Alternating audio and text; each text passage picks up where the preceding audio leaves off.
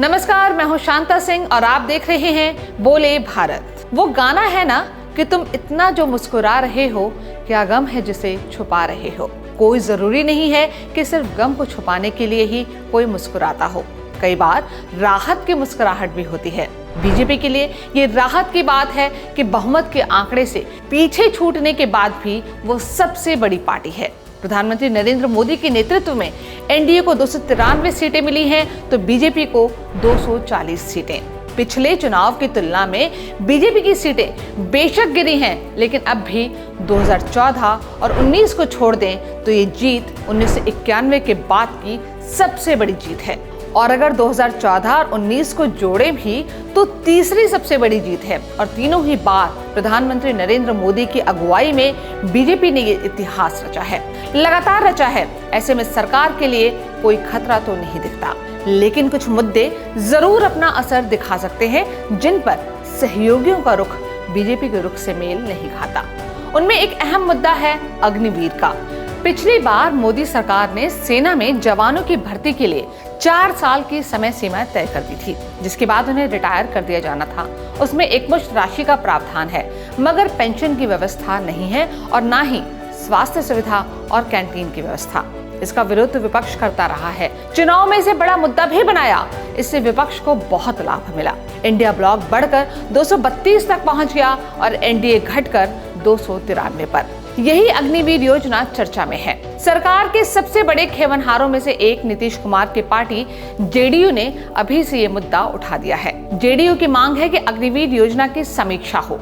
अभी समीक्षा से बात शुरू हुई है, लेकिन ये बात अग्निवीर को खत्म करने तक भी पहुंच सकती है, बल्कि जेडीयू के तेवर से लगता है कि पहुंचेगी ही।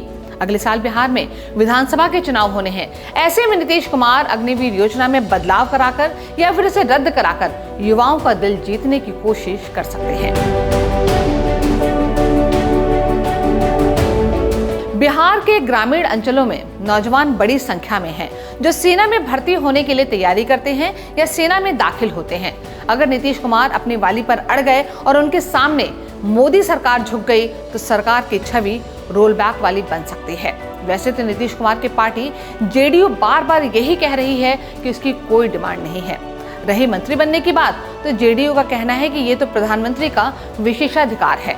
लेकिन सबको पता है कि नीतीश कुमार कैसे काम करते हैं। वो महीन तरीके से अपनी चालें चलते हैं। हालांकि मंत्रिमंडल का गठन देखें और विभागों का बंटवारा देखें तो इससे ये लगता है कि अभी प्रधानमंत्री नरेंद्र मोदी की ही चली है। 2 दिन पहले तक जो अटकलें लगाई जा रही थी वो सब बेबुनियाद साबित हुई हैं। ना तो टीडीपी को 4 मंत्री पद मिले और ना ही जेडीयू को 3। खबर तो ये भी थी कि जेडीयू या टीडीपी जैसे सहयोगी दल अपने हर 3 सांसद पर 1 मंत्री पद चाह रहे थे।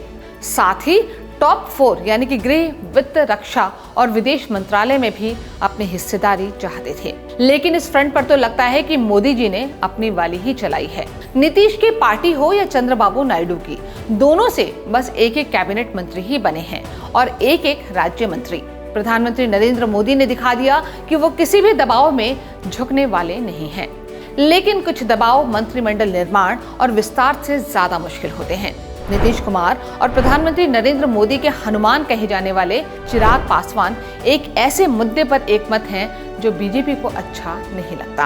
कांग्रेस के पूर्व अध्यक्ष राहुल गांधी लगातार जातिगत जनगणना की मांग करते आ रहे हैं। बीजेपी के लिए नई सरकार बनाने में राहुल गांधी या तेजस्वी यादव की मांग तो मायने नहीं रखती, लेकिन नीतीश कुमार और चिराग भी यही राग अलापते हैं।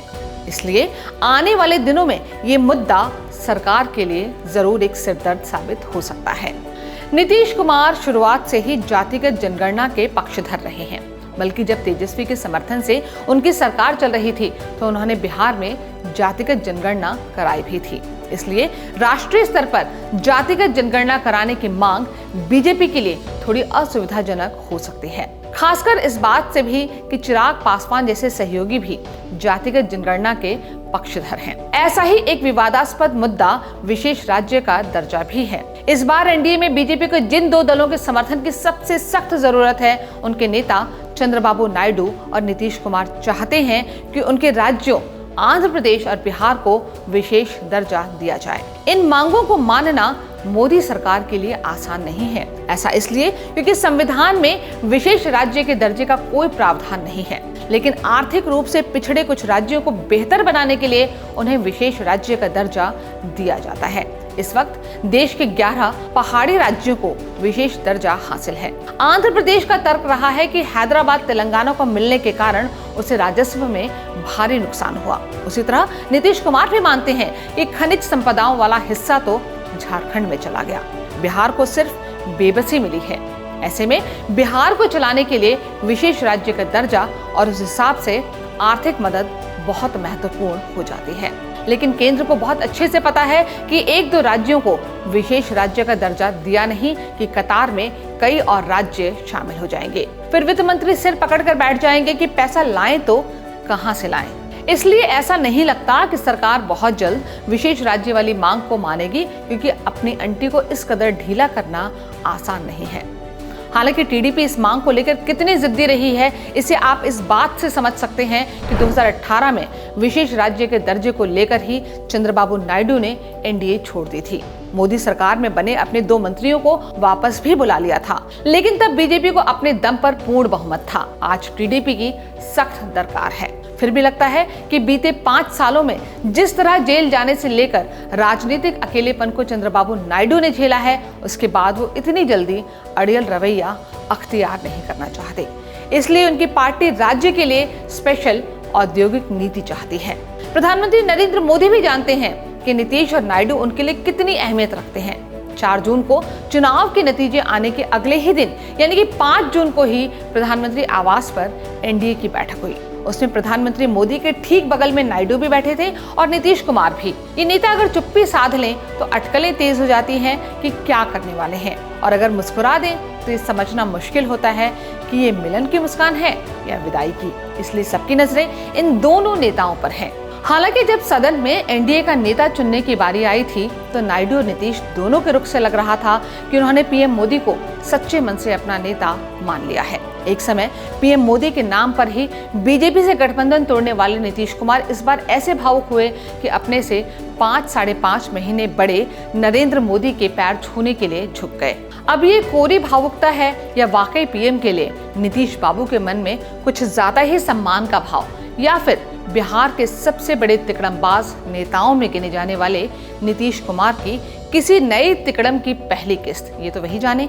लेकिन बाहरी मंजर यही बता रहा है कि सरकार स्मूथ चलने वाली है। फिर भी कई मुद्दे बहुत खुरदरे और कांटेदार हैं। पिछले साल जब नया संसद भवन बना और उसमें पहला बड़ा काम हुआ, वो था महिला आरक्षण बिल का पास होना। जो बिल कई दशकों तक अटकता रहा, भटकता रहा, उसे पीएम नरेंद्र मोदी ने कानूनी जामा पहनाया। इससे महिलाओं को संसद और विधानसभा में 33% आरक्षण का रास्ता साफ हुआ। पिछले साल जब संसद से महिला आरक्षण कानून पास हुआ, उस वक्त नीतीश कुमार एनडीए में नहीं थे। बिहार में उनकी सरकार आरजेडी और कांग्रेस के समर्थन से चल रही थी, लेकिन नीतीश कुमार ने तब महिला आरक्षण कानून का खुलकर समर्थन किया था, जबकि आरजेडी इसके पक्ष में नहीं थी। और ये तब हुआ जबकि तेजस्वी की नाराजगी नीतीश सरकार पर भारी पड़ सकती थी। दरअसल आरजेडी समेत कई ऐसे दल हैं जो महिलाओं के लिए आरक्षण के अंदर आरक्षण चाहते हैं। इसका मतलब ये हुआ कि वो महिलाओं के आरक्षण के अंदर दलितों, आदिवासियों और पिछड़ों के लिए सीटें रिजर्व करना चाहते हैं। ये दृष्टिकोण नई मोदी सरकार को समर्थन देने वाले नीतीश कुमार का भी है और चिराग पासवान का भी।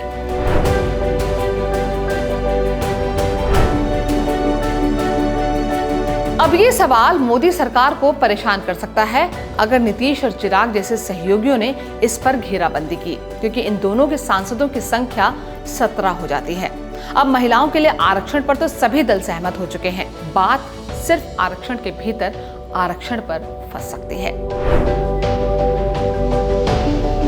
महिला आरक्षण की तरह ही एक पेंच मुसलमानों को आरक्षण देने का सवाल है। एनडीए के घटक दलों में इससे भी बेचैनी पैदा हो सकती है। इस बार चुनाव प्रचार के दौरान पीएम नरेंद्र मोदी ने बार बार जोर देकर ये कहा था कि वो धर्म के आधार पर मुसलमानों को आरक्षण नहीं देने देंगे। लेकिन अब बीजेपी के सामने चुनौती ये है कि इसके 2 सबसे महत्वपूर्ण सहयोगी चंद्रबाबू नायडू और नीतीश कुमार मुस्लिम आरक्षण के पक्ष में हैं। खासकर नायडू तो विधानसभा चुनाव में भी ये कहते आ रहे थे कि वो मुसलमानों के लिए 4% आरक्षण का कोटा तय करेंगे, और आज भी वो यही कहते हैं। उनकी पार्टी खुलकर कह रही है कि मुसलमानों को आरक्षण तुष्टीकरण नहीं है, बल्कि उनको न्याय देना है। अब 16 सांसदों वाली पार्टी का इस सीधा सपाट तेवर बीजेपी की हिंदुत्ववादी विचारधारा से सीधे टकराता है।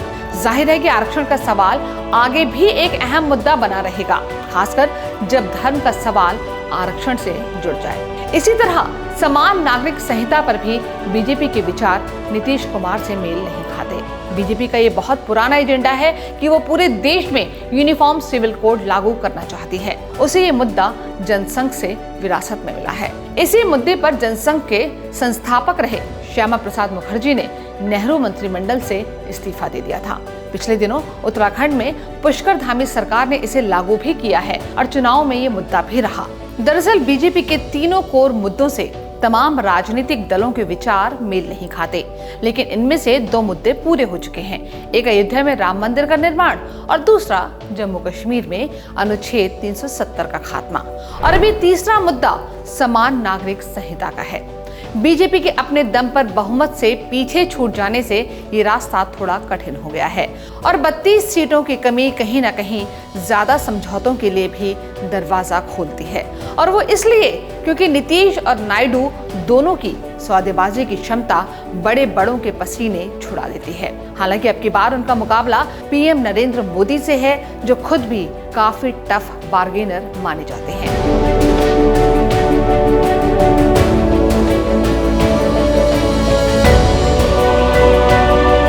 बोले भारत के इस एपिसोड में इतना ही। जल्दी ही एक नए वीडियो के साथ आपसे फिर मुलाकात होगी। अगर आपको हमारा ये वीडियो अच्छा लगा हो तो इसे लाइक और शेयर जरूर कीजिएगा, और संभव हो तो हमारा चैनल सब्सक्राइब भी कर लें। इससे हमें मदद मिलेगी। नमस्कार।